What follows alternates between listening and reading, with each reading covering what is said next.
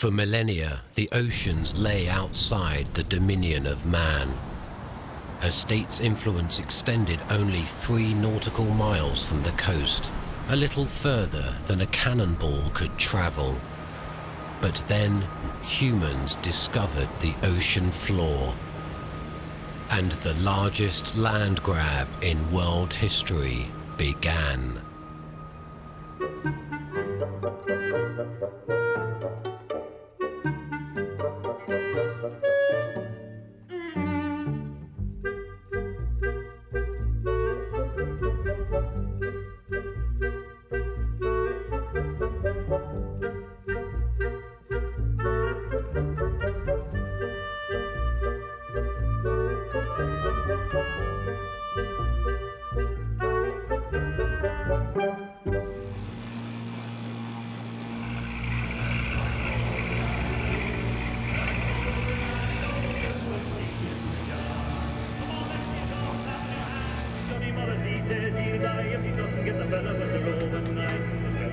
I'm Tom McLean, I'm an adventurer. I've rowed the ocean, the North Atlantic, twice. I've sailed it twice in small yachts and also crossed it in a bottle boat.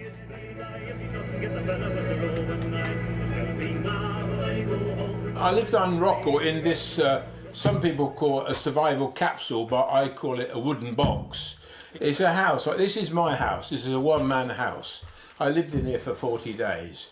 It did the job, it kept the wind off me, I was warm and dry. But don't forget, I'm right at the top of the cliff. It's just straight down to the sea.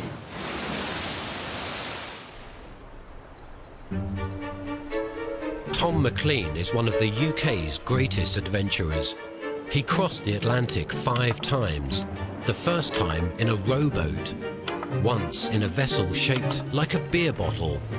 For his latest trip, he sailed from Newfoundland to Portugal in the smallest sailboat ever to cross the Atlantic. Soon, McLean will travel to New York in a boat built to resemble a whale. But Rockall was more than an adventure, however. Rockall was a mission done in service to Mother England. Somebody said, oh, well, what about St Kilda? And I was thinking of going there, but somebody else said Rockall. Rockall's right out there in the middle of the Atlantic, and there seems to be a dispute who owns it. And I thought, well, if I be a first civilian to reside on Rockall, that would help the case. It wasn't quite so good. The wind carried their safety line off target, so chancing all, they closed in without it. Back off. It's very dangerous there now. You can see how lumpy it is. Quite dangerous, see?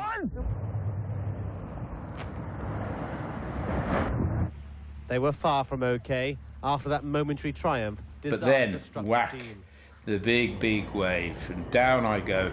Down, now it's 50 foot straight down into the foam. Slides helplessly into the surf. The landing at Rockall in 1985 almost cost Tom McLean his life. But he eventually made it to safety and corks flew in London. Getting to the top was only the beginning, however. Great Britain wanted to claim the rock as an island, but for that to happen, international law stipulated that Tom must remain there for 21 days or more.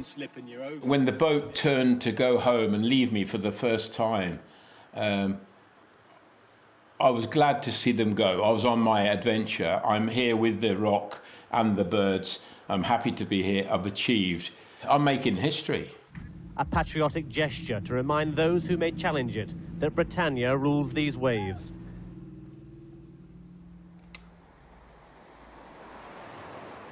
For the UK, it was about more than just claiming a lump of granite in the ocean. The real objective was to secure the resource-rich area around Rockall. The islet was to play a key role in British territorial claims. The main players in British maritime claims work in an office on the south coast of England.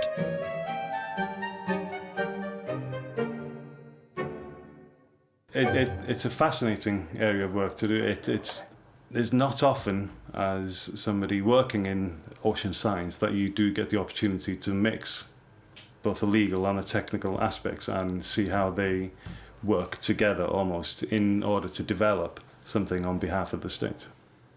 We have the United Kingdom to the east, and as we come further west, we pass the Rockall rock itself onto the Rockall Plateau. The land area of Great Britain is 240,000 square kilometres. The area that the UK have submitted for the Hatton Rockall area is 163,000 square kilometres. Oh, it looks good there in the telescope up there.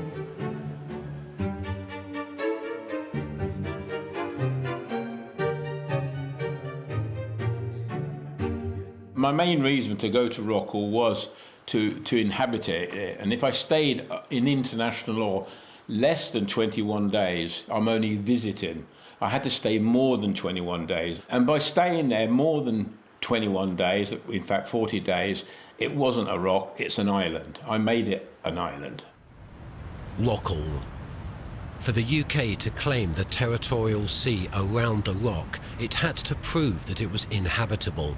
Yet the islet could be easily confused with any rock, and Tom's stay was controversial. So controversial that the UK had to put another territory into the mix, St Kilda. The archipelago increased the British Crown's claim by 160,000 square kilometres. St Kilda has been deserted ever since its 36 remaining inhabitants left almost a century ago. But humans lived there once, and they could live there again. At least theoretically. What does the UK want with all this water? What do you own by owning a piece of the ocean? The idea of the ocean has changed over time. World maps from the past show how rulers and their cartographers once saw the world and what they thought an ocean is. Their maps show what was important to them and what wasn't.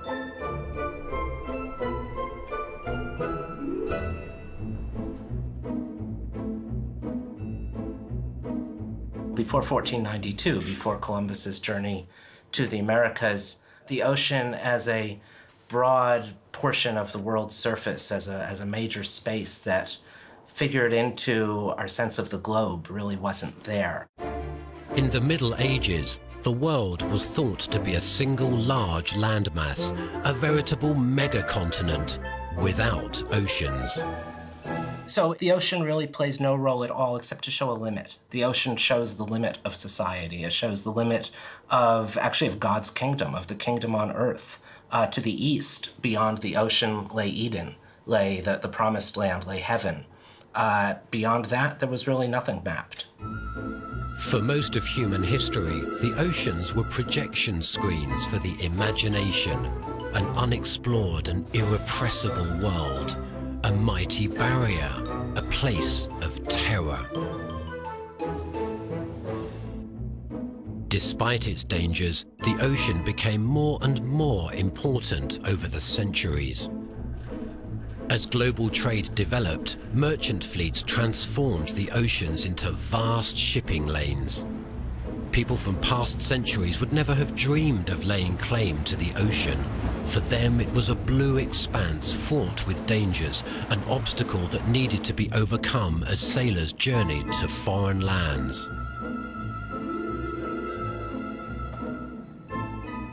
And of course, the two-dimensional bit is ironic because the ocean is so materially three-dimensional. You know, you step into the ocean, you sink. Yet in the 19th and 20th centuries, something happened that changed our idea of the ocean forever. The seabed became a place of exploration. In 1858, as the transatlantic cable was being laid, engineers noticed variation in the ocean's depth. Could this be evidence of undersea mountains? The first scientific study of the ocean floor was undertaken by the German survey vessel Meteor in 1925. Scientists today liken the expedition to Columbus's first voyage. For it began the exploration of a terra incognita, a previously unknown land. Over the next few decades, a picture of the undersea cosmos gradually emerged. Suddenly we've kind of developed this new awareness of the seabed, of the underneath. Of course, this itself is also kind of a fantasized idealization of the ocean, because you're imagining that you can see through the water column. The water is missing from here, the fish are missing. Suddenly the topography of the seabed is quite literally brought to the surface. The discovery of the seabed radically changed our idea of the ocean. The ocean was no longer just water. It was first and foremost a landmass, a vast expanse that belonged to no one, but that could perhaps be seized.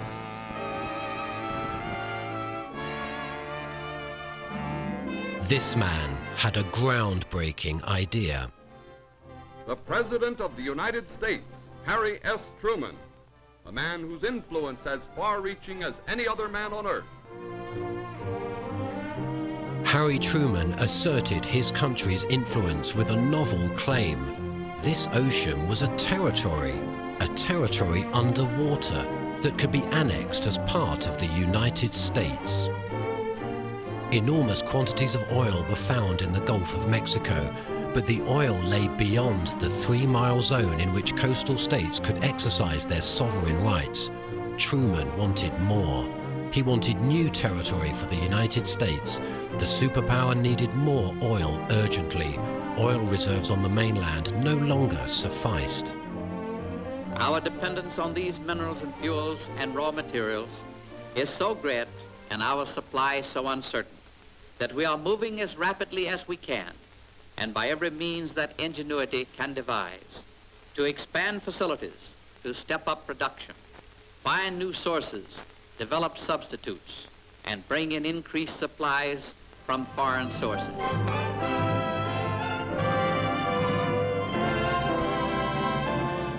After the Second World War, in 1945, the then U.S. President Truman issued a proclamation declaring that the natural resources in the seabed and subsoil belong to the United States of America. In convincing the world that the American president not only had the will but also the right to incorporate undersea territory, Truman used an argument that built on a recent discovery. Some areas of the seabed are oceanic, others are continental. The U.S. had to have this kind of basis of a geological link between its landmass and the landmass submerged and linked to its territory. And the idea of the geological continental shelf is the basis which the U.S. saw as a legal basis as well. They had to find a link, and the basis that they found most convincing was, of course, science. Yeah.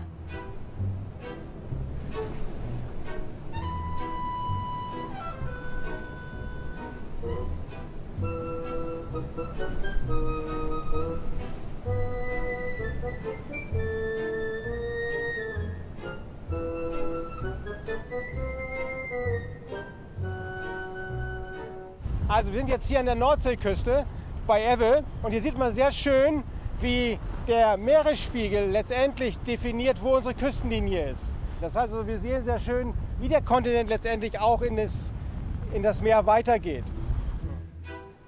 The argument that the continent continues underwater made up the core of Truman's justification. This was all the more convincing because the historical events that legitimized this theory reach back far into history, impossibly far. Kontinentaldrift gibt es seit etwa 2 Milliarden, Entschuldigung, also kontinentale Drift gibt es seit etwa 2 Milliarden Jahren Minimum. Wilfried Jorkat is a geophysicist at the Alfred Wegener Institute in Bremerhaven. Alfred Wegener noticed that the coastlines of North and South America seemed to fit together with those of Europe and Africa like pieces of a puzzle. Und er fand sehr große Ähnlichkeiten in der Geologie, in der Flora und Fauna und forderte daraus, dass die Kontinente einmal zusammenhängen mussten, weil sonst nicht zu erklären ist, dass sich die Tierwelt oder die Pflanzenwelt ähnlich entwickelt hat. Scientists today believe there was once a supercontinent that at some point began to drift apart. In the early 20th century, this idea seemed completely preposterous. Deswegen wurde seine Theorie, ich sage mal, sehr kontrovers diskutiert. Er wurde tatsächlich als Spinner abgetan, aber er hatte damals gar keine Chance zu beweisen, dass er richtig lag.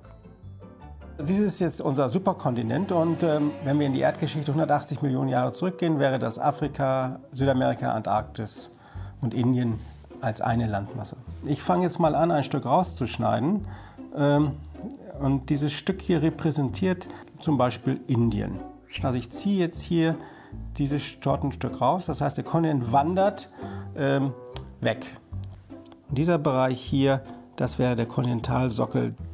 Und nun hier haben wir so eine kleine Delle, das heißt also, diese Spitze oder diese Abbruchkante wird gedehnt und geologisch deformiert. Und diese Schelfgebiete enthalten dann auch die Ressourcen, auf die viele Firmen abzielen, was Öl und Gas betrifft. The idea that this submerged land mass is really a prolongation of your land territory, you know, it's who can argue that this would not be part of your territory? The more people became aware of the large quantities of oil and gas in the ocean floor, the more coastal states tried to claim it for themselves. They called for an international law based on the geological definition of a continental shelf, yet many states resisted. The Earth's history has not favored each country equally. Zum Beispiel Russland hat einen sehr breiten Schelf von über 200 Seemeilen, das heißt also über 400 Kilometer breit, wohingegen vor dem südöstlichen Afrika der Kontinentalrand nur 20 Kilometer breit ist. Und das ist einfach geologisch bedingt und im heutigen Kontext Glück oder Pech für das Land. To balance out the geological differences that emerged over hundreds of millions of years, the nations of the world abandoned the geological definition of a continental shelf in favor of a legal definition that applies to all coastal states uniformly. Regardless of its undersea geology, every country is granted a continental shelf extending 200 nautical miles out to sea, its exclusive economic zone. So the idea of this 200 as a magic number became acceptable to many states at the conference. But the broad margin states did not accept this because, of course, they, as far as they're concerned, they would come out as a loser. And it's not just the U.S., also other states such as Canada. Russia is also one of those states. So they were not willing to give this up.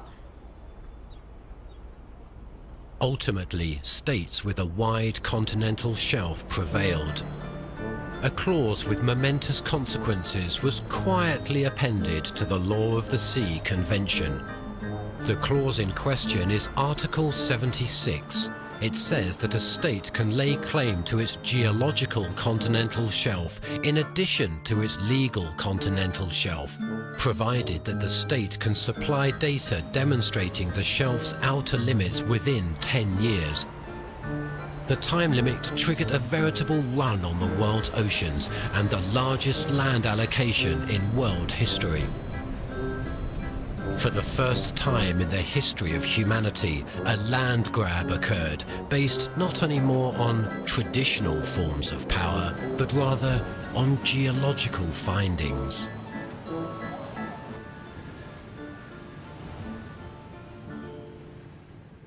Scientists have a special role in the case of the ocean because the geophysical difference isn't as obvious. It's not as experienced. If you're on an island, you tend to know you're on an island.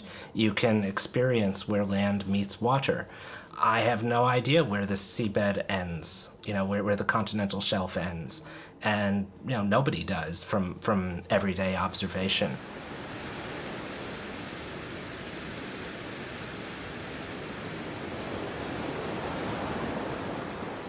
So I would like to explain you now how actually Article 76 of the Convention on the Law of the Sea actually works. And it's all about natural prolongation of the landmass. So we have a landmass here. Actually, the land continues underwater, something like this. Everything is decided by the point where the continental gradient drops off at the foot of the continental slope.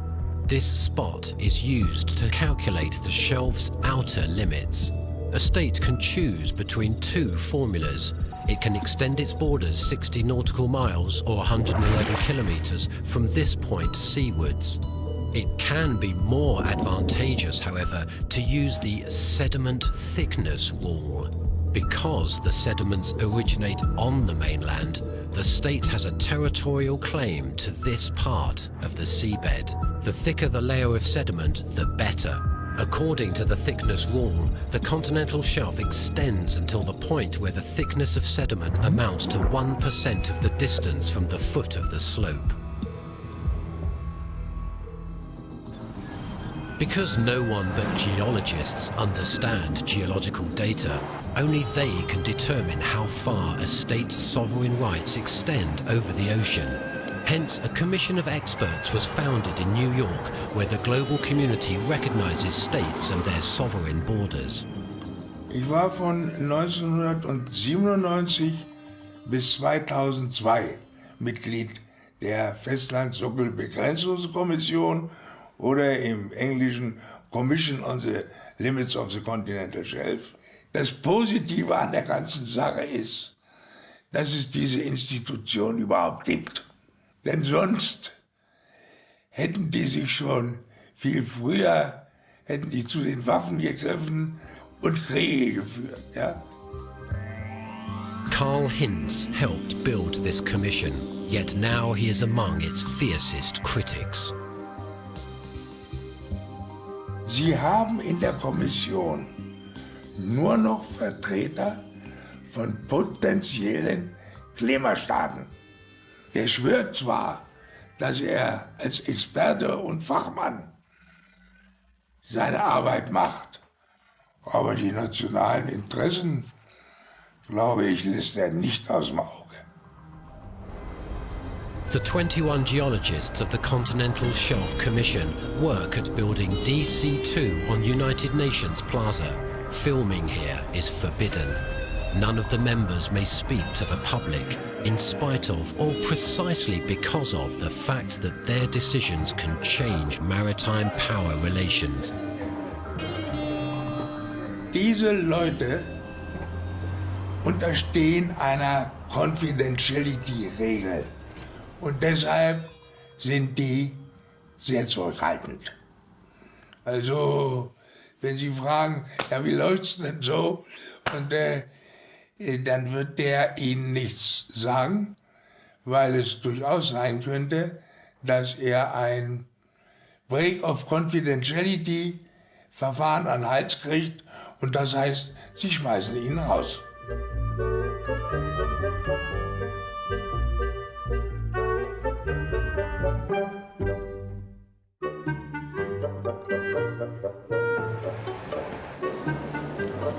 A commission of experts was founded in New York, where the global community recognizes states and their sovereign borders. Das Positive an der ganzen Sache ist, dass es diese Institution überhaupt gibt.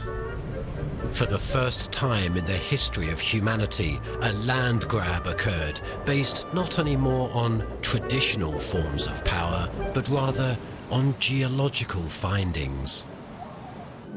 The experts who tip the scales in rulings about maritime territories are notoriously unforthcoming. Yet one member has agreed to speak about the Commission on the condition that he meet us not in New York, but in Brittany, in France. Personally, I have always felt that we could do an effort to actually be more transparent and to communicate more.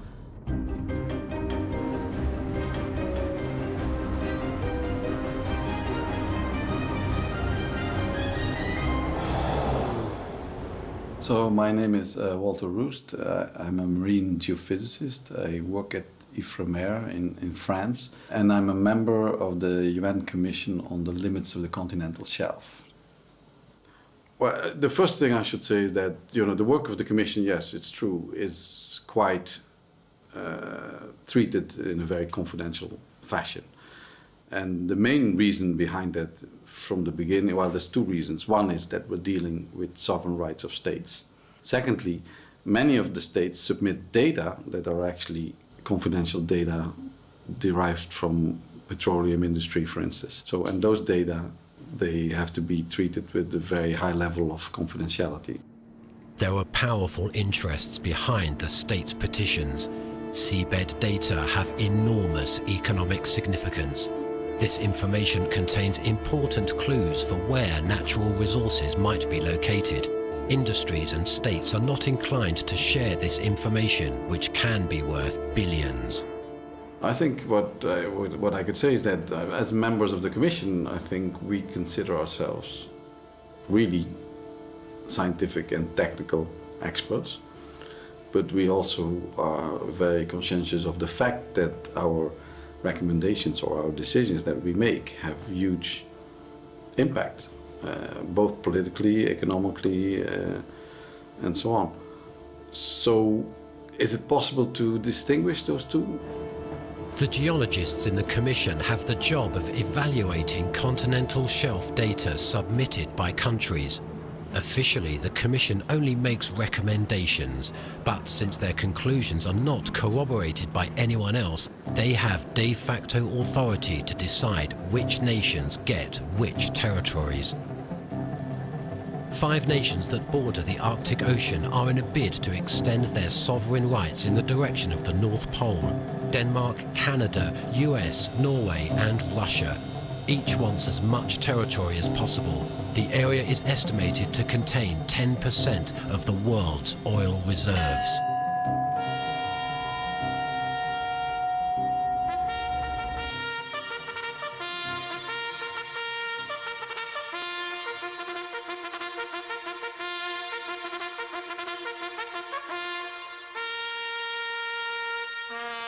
Durch Zufall wurden mir Mails zugeschickt, die von russischen Kollegen verschickt worden sind an jemand anders, wo drin es hieß, Hinz has put down the Russian submission. Ja.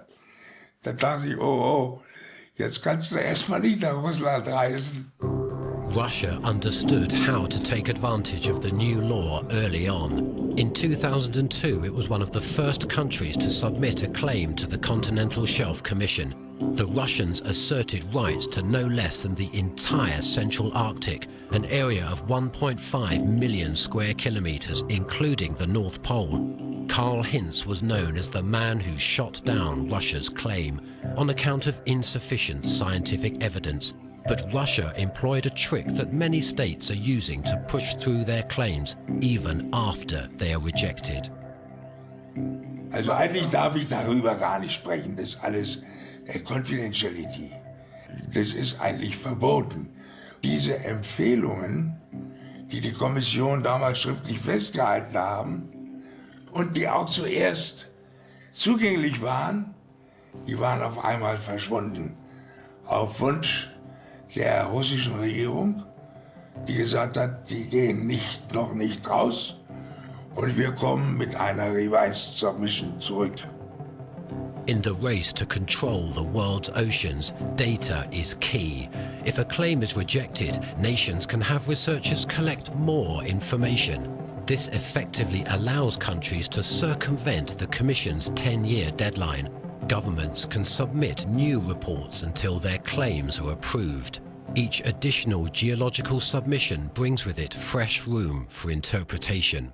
The name of the game is, if you want to have the best answer for your maritime boundaries and/or the best answer for your extended continental shelf, you go out and collect the best modern-day data possible to go and use for your final application for law of the sea to ensure that the answer is the best that it can be. Russia has since submitted revised data to the Continental Shelf Commission. But Canada and Denmark want the North Pole too.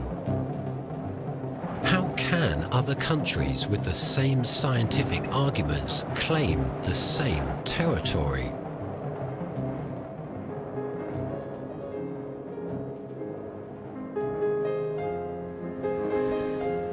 What is an ocean? And what is a continent? It is a question of perspective. The Commission evaluates the scientific data and makes a decision either for or against a state's claim. Once a claim is approved, it is binding and cannot be reversed. I don't know. I mean, we have no... If we replace all members of the Commission, hypothetically, we have 21 new members, and we would give them the same case, would we get the same result? I can be quite certain we will not get exactly the same result. So I don't believe that the Commission can be 100% right, because 100% right does not exist in natural sciences. We're talking about interpreting based on relatively sparse data. The Commission is a group of experts selected by the General Assembly of the United Nations. But of the 21 members on the Commission, 19 come from countries that have applied for territorial expansions. Do national interests play a role in the decisions of its members? What is certain is that their recommendations are not contested. Das ist interessant. Die Festlandsockelkommission hat keine Kontrollorgan. Das ist eigentlich, man kann sagen, in der Welt einmalig, dass sie keine, man kann fragen, wer kontrolliert eigentlich die Festlandsockelkommission? Nobody.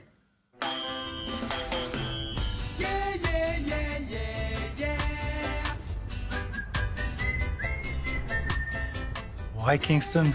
Well, there were two candidates, Jamaica and Malta. And all I can say is that Jamaica won. So we ended up in Kingston. Michael Lodge works for the International Seabed Authority, or ISA. It is a type of executive council for the ocean floor. They supervise what the states are unable to get their hands on with continental shelf claims. The ISA's official motto is that the deep seabed is the common heritage of mankind. They believe that the ocean belongs to everyone.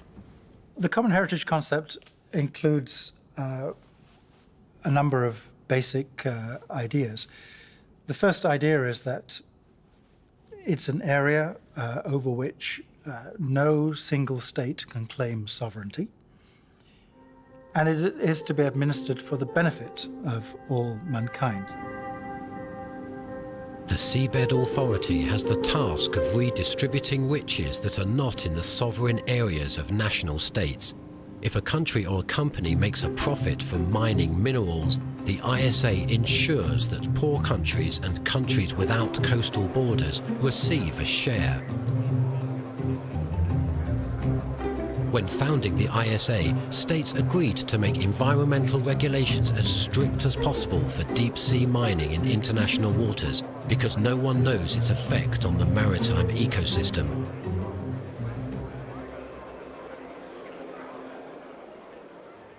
So the ISA has no standing in the Continental Shelf Commission. It's not an observer to the Commission. It has no right to object to a recommendation of the Commission. The Commission's recommendations go only to the coastal state that is making the submission and not to anybody else.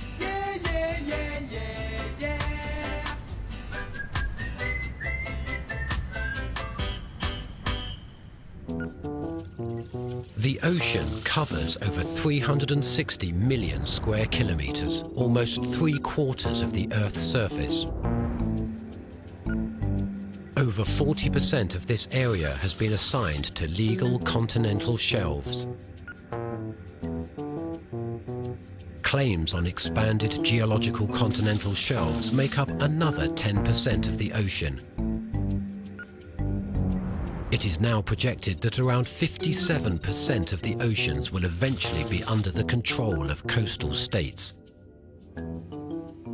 In the year 2000, that's the latest set of figures that we have, the International Seabed Authority, which is based in Jamaica, they came up with an estimate as they saw that governments were starting to work through this more recent component for law of the sea for the extended continental shelf. They have a figure just below 12,000 US trillion dollars is the in situ estimate of seabed resources in the extended continental shelves. Estimates about the quantity of natural resources buried in the seabed are highly speculative. But if the figure of 12,000 trillion US dollars is right, it would be enough to write every person on Earth a check for $1.5 million. France is one of the countries leading the charge to claim a piece of the pie. But La Grande Nation has a leg up over many other states, a colonial past. Oui, ça a été une surprise de découvrir qu'on pouvait peut-être obtenir plus que ce qui était prévu au départ. Et le gouvernement, quand il a commencé à réfléchir en 2002 à cette question, très rapidement, on a fait la liste. On s'est réunis, c'était au cabinet du Premier ministre, et on a fait la liste des territoires où nous allions demander des extensions. Voilà. Thanks to its colonial past, France administers islands in almost every ocean of the world. Now it stands to gain substantial maritime territory in each. Currently, France has 11 claims pending at the Continental Shelf Commission. Guyane française et des Antilles, plusieurs zones dans l'océan Indien, autour de l'île de la Réunion et des îles des Kerguelen, Crozet et Saint-Paul et Amsterdam. Et les autres zones outre-mer concernées sont évidemment dans le Pacifique, avec la Nouvelle-Calédonie, la Polynésie française et Wallis et Futuna. Et la dernière zone qui a donné lieu pour l'instant au dernier dossier déposé, c'est Saint-Pierre-et-Miquelon en Atlantique.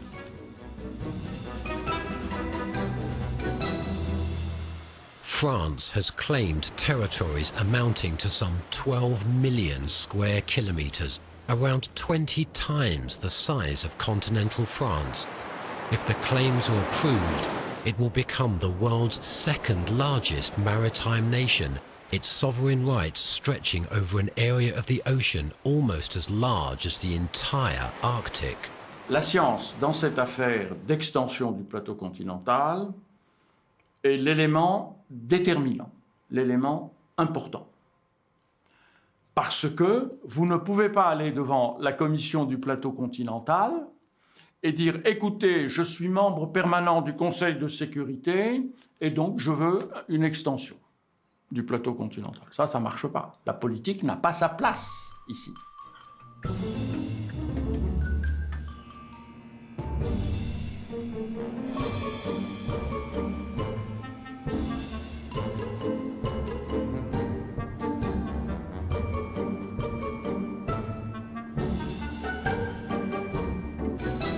Oui, ce que nous souhaitons pouvoir argumenter avec ce type d'échantillon est de pouvoir démontrer que les structures que nous allons considérer comme le prolongement naturel et le plateau continental au large des îles de Polynésie se différencient des grands fonds océaniques. De ces échantillons contribuent effectivement à vérifier le test d'appartenance, le test de paternité pour l'ensemble de ce que l'on considère comme le plateau continental, en pouvant différencier et de ce qui est le grand fond océanique dans les plus grandes profondeurs.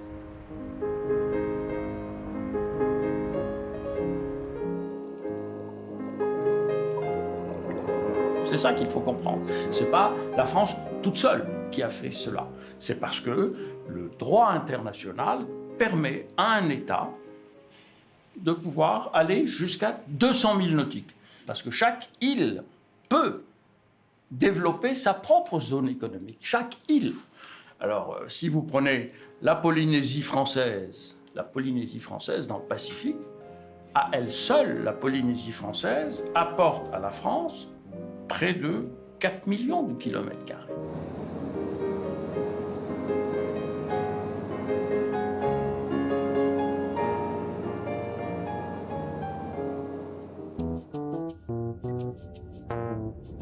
Islands represent a crucial trump card in the battle to control the world's oceans. It's all about geometry. Because islands are surrounded by water, their sovereign territory extends around them in a circle. Even if an island were just a small rock, its maritime zone would be larger than Germany. If a group of islands forms an archipelago, a common baseline around the entire cluster of islands is used to calculate the maritime territory. This man is Japan's hope in the race to claim the world's oceans. He cracked the genetic code of a life form that could help Japan add several 100,000 square kilometers to its territory.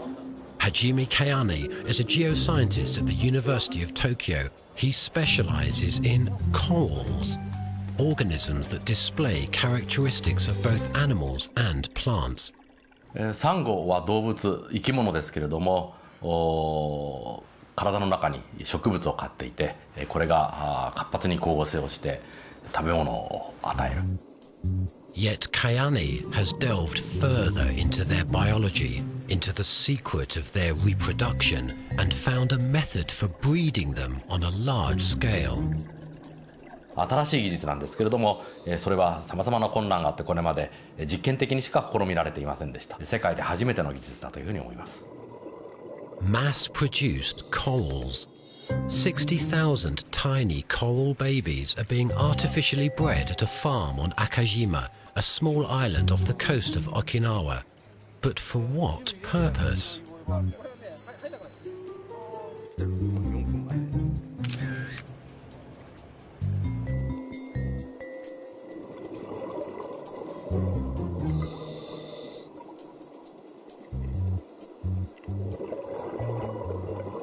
Okinatorishima is located 1,700 kilometers south of Tokyo. It is a small coral atoll. During high tide, it clears the surface by mere centimeters. Japan regards it as an island, but the existence of Okinatori is under threat. 今世紀中に海水面が20センチから1メートル上昇すると言われてますけれども、そうなると沖ノ鳥島は水没してしまう、そういう危機にあるわけです。But Japan has decided that Okinatori must not vanish. Its maritime area represents a massive territorial expansion, bringing with it sovereign rights over fish and other natural resources. 日本の面積、国土面積が38万平方キロメートルに対して、今回その沖ノ鳥島を守ることによって、所有できる排他的経済水域が42万平方キロになっています。沖ノ鳥島の経済水域には、広大な水産資源と、鉱物資源があります。This territory will be lost if the reef disappears. Kayane's corals are being used to save the atoll. Thousands of them have been shipped to Okinatori to preserve the reef and make it as large as possible. A pilot project on an island near Taiwan is studying what Okinatori might one day look like thanks to corals. Soon, Okinatori could become a real island like the pilot project on Barasu, which consists entirely of old corals. Japan's resourcefulness is not being welcomed by everyone, however. Its new maritime claims have raised tensions with its powerful neighbor China, which itself is currently involved in island territory disputes with a whole array of countries. As states attempt to extend their maritime zones as far as possible, many international conflicts have arisen. operating with due regard as required under international law. In the South China Sea, 8 countries are fighting for oil reserves valued at $100 billion. As required under international law. There is no part of the world that is safer than others. In other words, with 53% of all maritime boundaries within the EEZ unresolved, we're seeing conflicts raising up to volatile levels driven predominantly by resource development for the offshore. Typically, we'll end up having a coastal frontage area that looks like this. And let's say that we have a land boundary where country A is sitting here and country B is sitting here. Back in the 70s, when we were moving from oil and gas exploration on land to the marine area, they may have negotiated a provisional boundary that sort of allowed them for country A to issue offshore oil and gas blocks and country B. And let's say in a more recent scenario, an extremely large discovery is made. And let's say the neighboring country, country B, then all of a sudden says, we'd like to have some of that. So they are starting to propose new boundaries, as this initial line was not even a modern day accepted boundary line. Oceans have become contested territories the world over. Everyone wants a piece of the pie. New boundaries are being drawn for dividing up its riches. Powerful industries are on the move in the deep sea. No one can predict the consequences of this industrialization of the world's oceans. They are the consequences of a revolution that began years ago and has mostly gone unnoticed. The ocean is being divided up like land. You also have to realize that the ocean is our future, so we need to have some way of deciding who is responsible for what and where and when. And so at this point in time, this is maybe not the ideal solution, but this is the solution that was created with the convention. The world's oceans, far more than its continents, build a cohesive ecological system, a sensitive continuum in which what happens to one area can affect all the others. It is now up to the world's nations whether they will take responsibility for their newly acquired maritime territories.